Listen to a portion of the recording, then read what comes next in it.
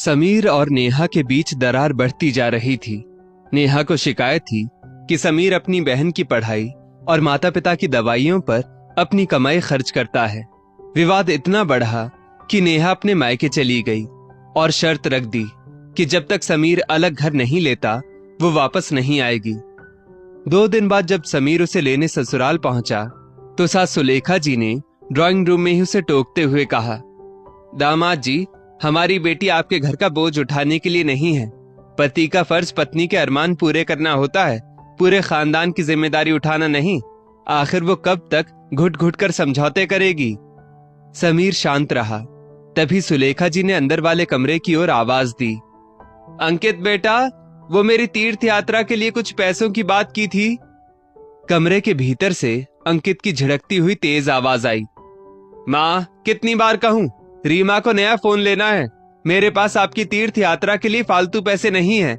इस उम्र में घर बैठिए, बाहर जाने की क्या जरूरत है। सुलेखा जी के चेहरे की अकड़ पल भर में गायब हो गई। अपने ही बेटे के मुंह से मेहमान के सामने ये अपमानजनक बातें सुनकर उनकी आंखों में आंसू छलक आए। वे स्तब्ध रह गई।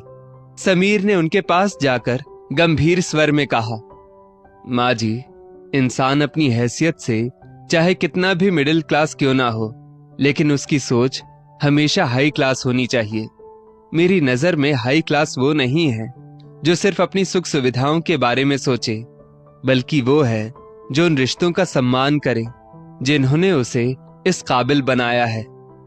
समीर ने नेहा की आंखों में देखते हुए धीमी आवाज में कहा, नेहा, आज तुम बेटी बनकर अपनी माँ का दर्द देख रही हो, इसीलिए ये बातें तुम्हें चुभ रही हैं।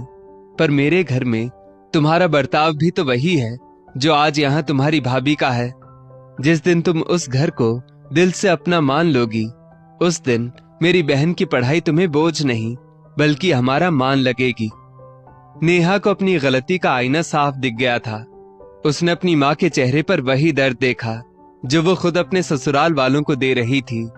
उसने आगे बढ़कर माँ के आंसू पोंछे और समीर का हाथ थाम लिया। सुलेखा जी भी खामोश थी।